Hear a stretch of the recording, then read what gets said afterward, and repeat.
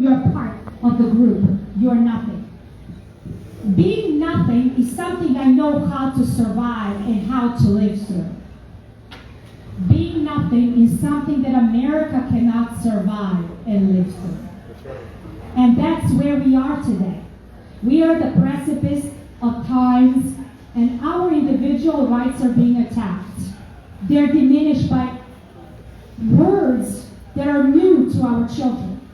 These are the words of these ideologies that are imposed on our children, and we are sitting doing nothing about it.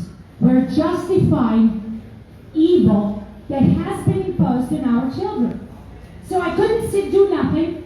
In 2020, I stormed through Queen Anne's County and I took down the Board of Education on a writing campaign in 3 months. Yes, you did.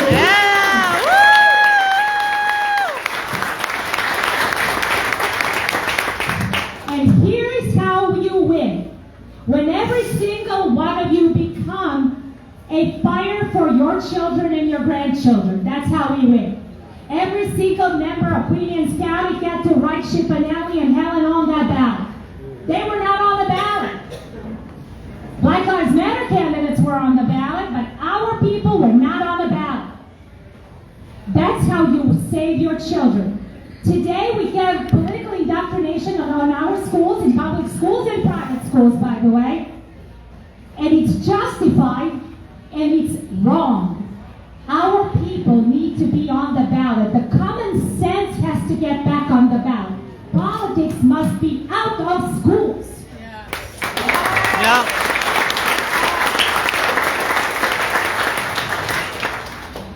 Furthermore, my background is I'm an economist. I'm also an attorney. And I taught at the United States Naval Academy for 7 years. The last job was January 2022, when I was fully dedicated to this campaign. I believe that we can win because we are Americans. Yeah. I pledged allegiance to this flag in 2004 when I became a U.S. citizen. I also pledged allegiance to this flag when I became barred attorney. And I pledge allegiance to this flag every day on a campaign trail because I mean it. Because these colors mean something to me. Think about what you can do every day for these people who died for these colors. These are your ancestors. They bled for your freedom. Don't let it go to waste.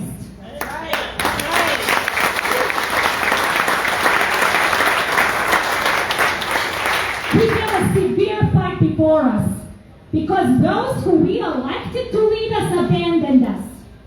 Well, that is something that 1776 ancestors knew very well what to do about. They didn't care. They fought to the last breath because this country is worth it. This is the last bastion of freedom. If this country fails to communism, we're gone. They're going to go after me and Dan and every single one of you. Because you'll be deemed domestic terrorists. Because you object to collectivist and Marxist ideology. I am a woman. Amen. Woo!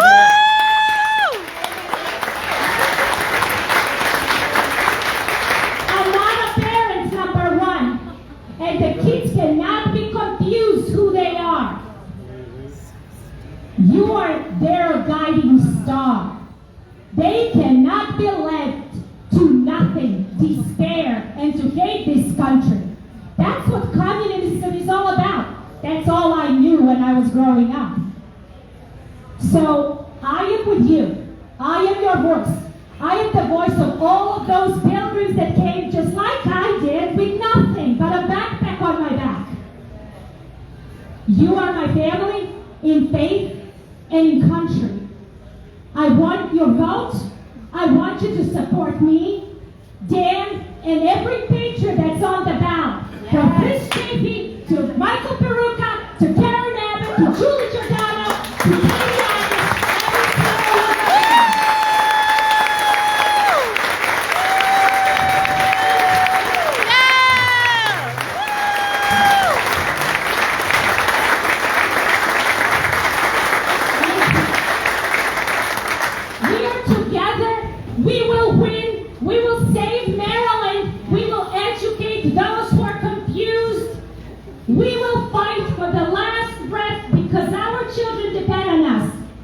me introduce to you, ladies and gentlemen, your next governor, Dan Cox.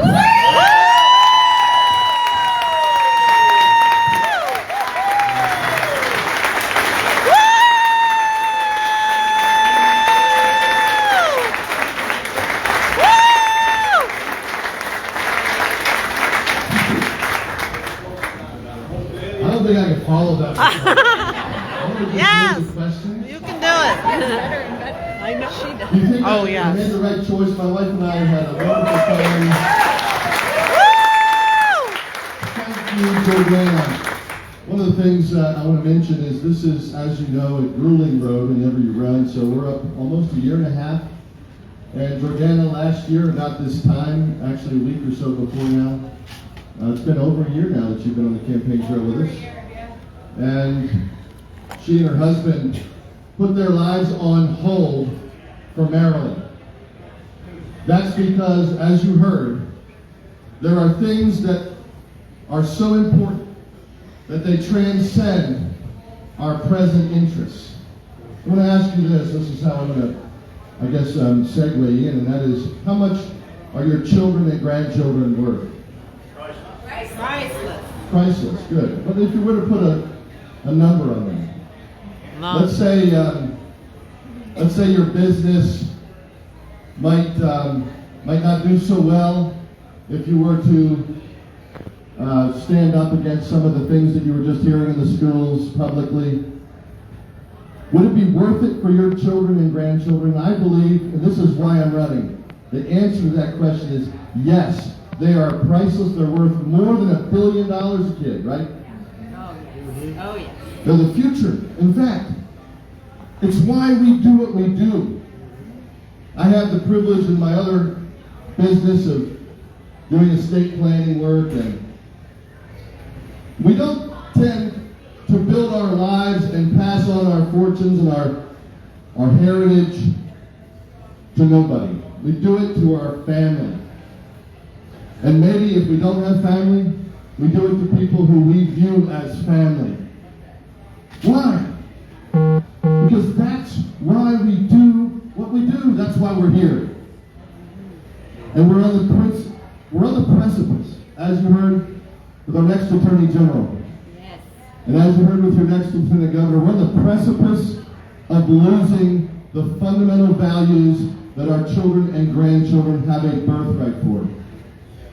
When you walk through Arlington, when you walk through the various veteran graveyards, when you consider your friends and family, and even those of you who have served, by the way, are there any veterans here? Would you please stand that we can honor you? Please stand.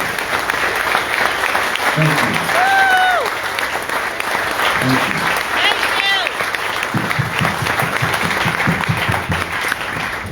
We are on the precipice of history. And God forbid that we let this flag fall in our time. That's right. And that's why we're running. Yeah. It's a simple thing. And it's a broad embracing of freedom across all parties. Because these principles have no partisan understanding. They're things that are in the heart, that God has put in the heart of each one of us. That includes protecting our children.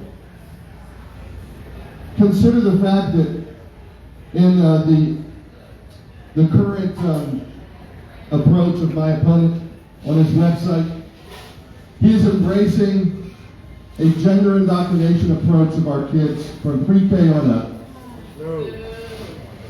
Behind the parents' backs. And think about Angela Martinez from California, who's traveling around warning us about what happens when this goes on behind your backs as parents. It's serious, folks.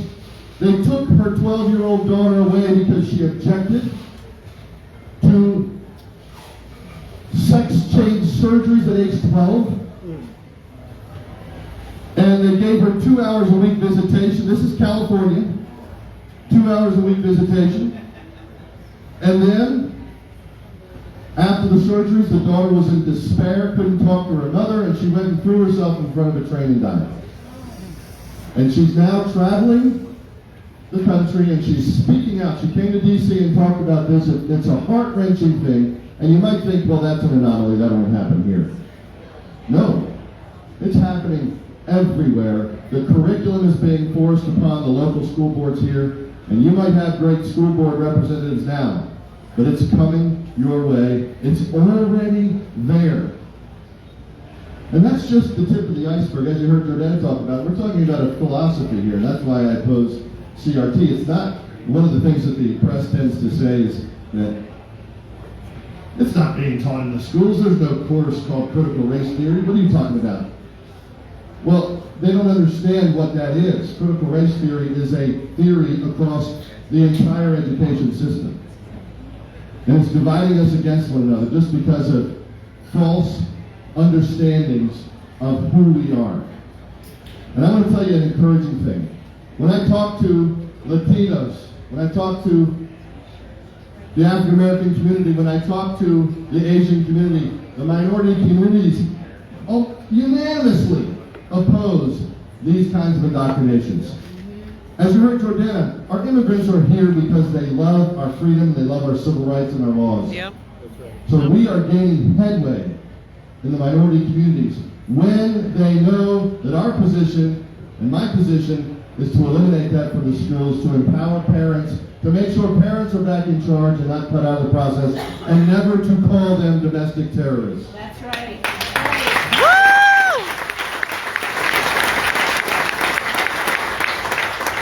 We have seen in our polling that over 30% right now of the independents are undecided, but when they hear of this particular issue, 80% swings our way.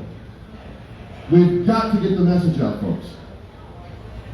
There is a concerted effort against any Republican to try to silence our voices. But together we can make it happen because we have the opportunities now like never before to bypass and to utilize digital resources. So, secondly, the economy, my goodness. Are we going to work for nothing here? Are we going to labor and then we look around and we see our paycheck is confiscated? I mean, watch out. You elect Wes Moore and his team, he not only is going to ban your gasoline cars, that's on his agenda because Aruna Miller is actually signed, she was part of the co-sponsoring of that plan. But they have a plan with the National Democrats to change the way they do taxation so that the current caps right now on retirement plans can change so that you can't put things into your trust like before, like the grantor-controlled annuity trust. They want to get rid of that. Why is this important? Because if your life work is confiscated because of their woke ideology and programs, what are we laboring for? This is one of the best things to chat with a liberal about is to say, well, I talked to a young man who wanted a UBI, Universal Basic Income. And I said, well, great. Well, who's going to pay for that? You're going to pay for it? So, I'm not going to pay for it. Well, why are you wanting someone else to pay for it if you're not going to pay for it? Well, somebody has to pay for it. Oh, but you're not going to pay for it? This little circle, and it starts to at least imprint in their minds. Where does work and labor come from? Where does money come from? Where does capital come from? It comes from our hard work. Right. And the agenda of what we're running against, folks, don't be deceived. It's to confiscate your hard work. It's to shut you down, lock you down, take away your capital, and to create a new approach that has a government control like never before. This is their agenda. They're not talking so much about it too publicly right now. But you can go to the website, you can see what they're doing. Yep. That's why we must stand up and unite. And then lastly, the crime issue, my goodness. This is uniting all of Maryland right now. Crime is a scourge like never before. I was in Baltimore, West Baltimore, playing ball with some young men in West Baltimore, and I asked him, this one gentleman, I said, what can I do as your next governor, as an elected official? What are some pressing needs? Of course, I'm standing here and I'm saying I can see the needs in West Baltimore. I'm looking across the street and I can see through the house. So I can see obvious needs. The capital's not getting here. We've got to revitalize neighborhoods. But what's on your agenda? And he said, People are dying in the streets. In fact, during the E. coli outbreak, I was there with the pastor, and one of the young men had on his phone videos of all the people twitching and dying from fentanyl or having been shot right in the street that I was in. It was heart-wrenching because he showed me the video. He said, but this is every day in Baltimore. And it's going to come throughout all of Maryland. Because the woke agenda is to defund the police. My opponent is all in for that. Salon.com. You can Google it on YouTube. WestmoreSalon.com. Not only do we need to defund the police, we've got to indict the individuals. It's not enough to indict the individuals too, the police officers. We've got to indict the whole system. And he goes on to explain why. He says because, and this is why while Baltimore was burning with the Freddie Gray riots, this is when he said this. He said, because my philosophy, he said, is that you shouldn't be having a police budget of $500 million and a social worker budget of $50 million. We need to flip that. I want to transfer that money over to social workers. He wants to send social workers out to violent crime scenes that are in active process. I've never talked to a social worker yet that wants to do that. In fact, when that bill came into my committee, the Judiciary Committee, we killed it. Then he goes on to say, we have to indict the systems because of 400 years going back to 1619 of systemic oppression. He's attacking our Constitution that we just talked about. Right. This is what we're up against. So I urge you to tell your friends, do not be deceived by the mantra that you hear. Don't be so easily drawn in by the positive campaigning. The facts are in front of us. It's time for choosing. My background, I'm honored and privileged to be a state delegate. But I've only done that for 4 years. I'm still serving. What I've been privileged to do as a husband and father, my wife and I are 26 years. Valerie, she's from the Eastern Shore. I had worked on the shore for 30 years. That's how I met my wife. My father was a pioneer in education, and he provided opportunities for alternative education. He's a pastor, but he's also a lobbyist.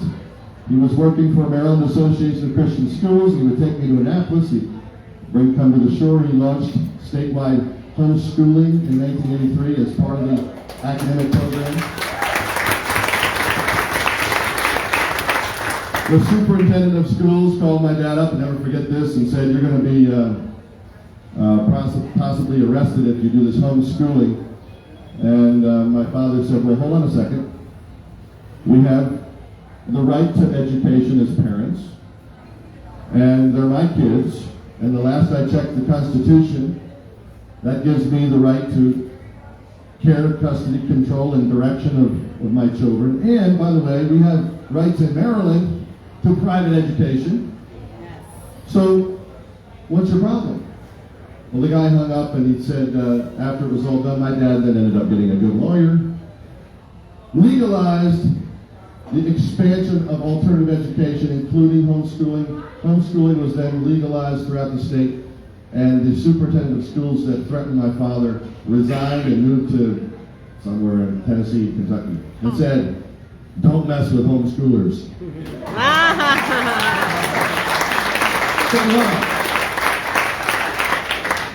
It's back to what I started with. Because our children matter. Because at the end of the day, the reason why we work so hard and we build what we build is because we want to have a generational legacy that we can give to, that we can invest in, that we can continue to uphold this flag, the freedoms that we know are there. When I travel the world, when you've traveled the world, you know this is a special place on earth.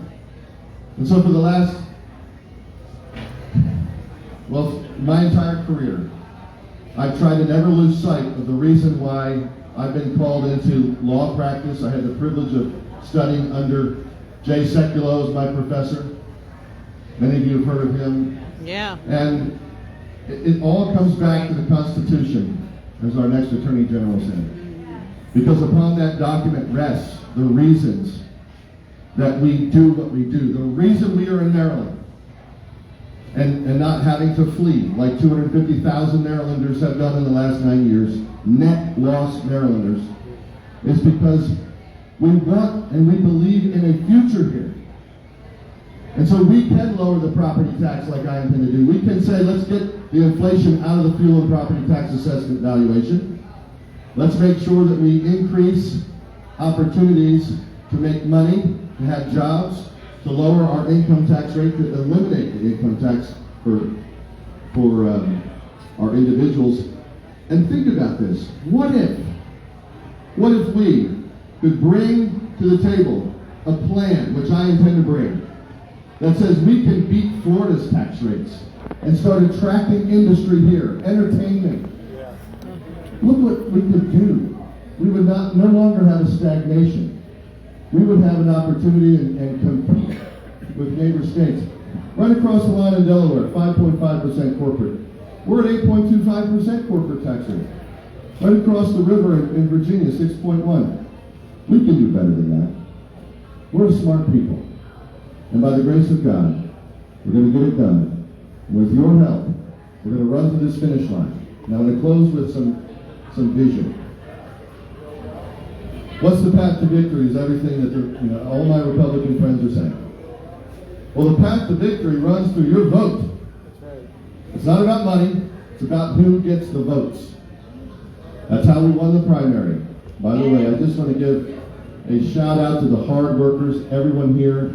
To Mark, thank you for the opportunity to be here. It's people like you that helped us. Thank you, sir.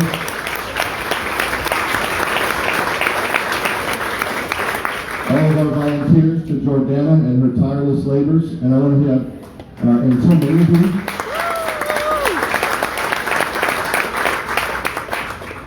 And I last but not least, my victorious campaign manager, daughter, Patience Faith. She's 22, and she beat the 4 million machine.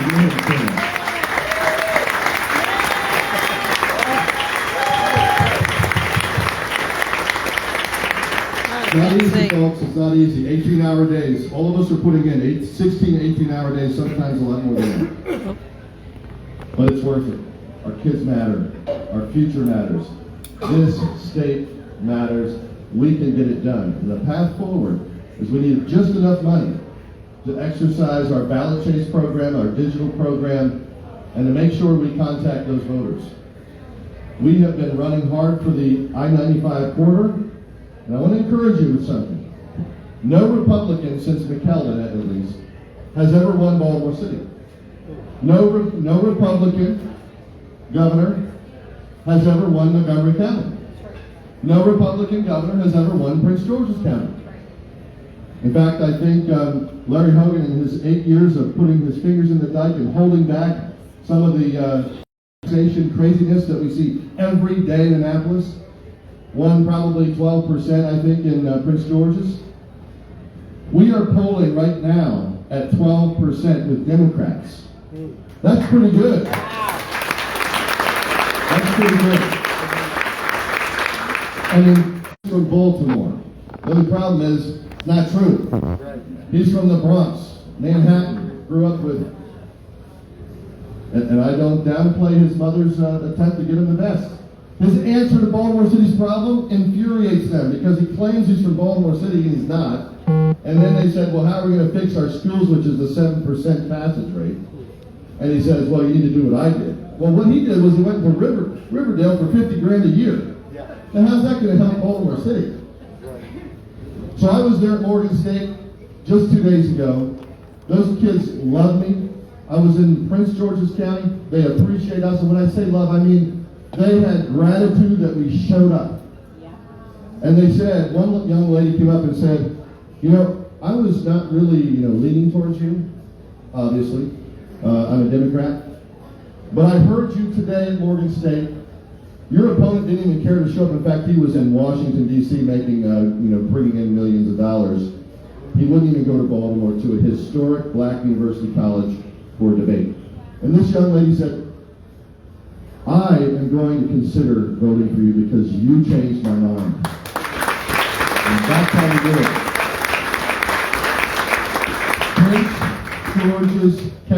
Prince George's County has the highest number of refusals for the experimental vaccine. And by the way, I'm pro-vax, but the experimental vaccine was forced upon us illegally. Westmore's all in to continue that forced Jab for Jobs program. Look, we ended this stupidity when we said you can't do this on prisoners in the 60s. It's a Supreme Court case. And yet now they're going to force experimental vaccines on the general populace? No, that's not America, it's not Maryland. And 50% of Prince George's County African Americans agree with us on this point. Yep. Yep. 50%. I want to win 51% or more. But Larry Hogan got 12 and he won. So we have a chance. Secondly, the gender indoctrination, like I mentioned earlier, is a huge issue in the minority communities. So we are finding a path to victory through those two issues in some of these minority communities. And then obviously everyone is hurting. As Gordana mentioned, this is about freedom. This is about restoring power to the people. So here's what I'm going to ask you to do. Number one, read that Maryland Constitution like our next Attorney General said. I think you have copies too, right? Possibly. They're available on the website. Available on the website. We have Patriotsforperoutka.com, is that? Patriots for Peroutka. Okay, there you go. That's Patriots for Peroutka. Patriotsforperoutka.com. Secondly, I'm asking that you join us with your most generous donation today. We need money now. The ballots are hitting this weekend, folks. The first wave. We have got to reach these voters. As you probably remember, on election night in 2020 in Maryland, President Trump won the election night ballots. It was Biden's wave of mail-ins that totally cleaned the clock. We are fighting right now for election integrity. I know Jennifer, it's so good to see you. Jennifer's father is my treasurer. I just want to give a shout out to Walter. Thank you. Walter is fighting for election integrity in court right now, in federal court. We have a mail-in ballot fiasco. I'm in court right now with my attorneys appealing the issue to say that there's some kind of emergency so we can overturn the governor's veto by a single judge when the legislature didn't want to do it. Can you imagine? If we move down the path of history that says every time the governor vetoes something, you don't need a legislative override anymore. You just go shop around and find a judge to do it. Can you imagine? And that's what they're doing. Yep. Why do they want to count ballots as they come in? There's two problems with it that I see. Practically, number one, it's a partisan issue because you got Democrats and Republicans that are counting these, and you can't tell me that there's not going to be leaks. 25 days in, we're 2,000 down. You might need a couple more ballots. You know. Number two, when you separate the ballot envelope, I can't challenge them anymore because the affidavit's on the ballot envelope. So they want to start separating envelopes on October 1st. But those are the practical things I don't like. The constitutional ones are the ones we're litigating. You have no authority. The government of Maryland is not provided the opportunity to throw out the legislature and to have one judge overturn a governor's veto. That's right. That's the issue. I don't care. They say it's an emergency. No, it isn't. They've known that there's 500,000 people that are asking for mail-in ballots for at least the last 11 months, or back to January. So I think we have a very good chance of winning this. It's certainly, the fight is to establish a principle in the courts. That's the issue. We have to make sure we show up, win or lose. At the end of the day, the opportunity then demonstrates, and it really encourages voters to get out there. The path to victory is through you and your 10 friends and your 100 contacts in your phone. We've got to get out there and get this done. So number three, after you can give whatever you can give, if you can sign up to help us, we have an I-360 app You can do it while you're watching TV. You can hit the button that calls hundreds of people. We have a script. We are chasing those ballots along the I-95 corridor, and we need millions of calls. We have 1.5 million voters that we've targeted that we know we can win. But we need our volunteer army to make those contacts, because the percentages go up astronomically when we have a contact. And I'll add one more thing. Number 4, help me out with the final push after today.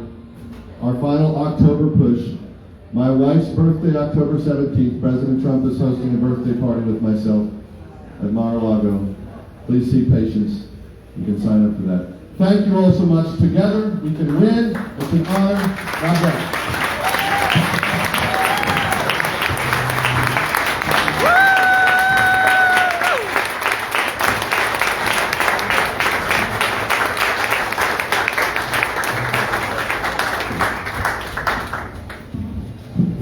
All right, so now's your opportunity for those of you that have a question. Turning this off.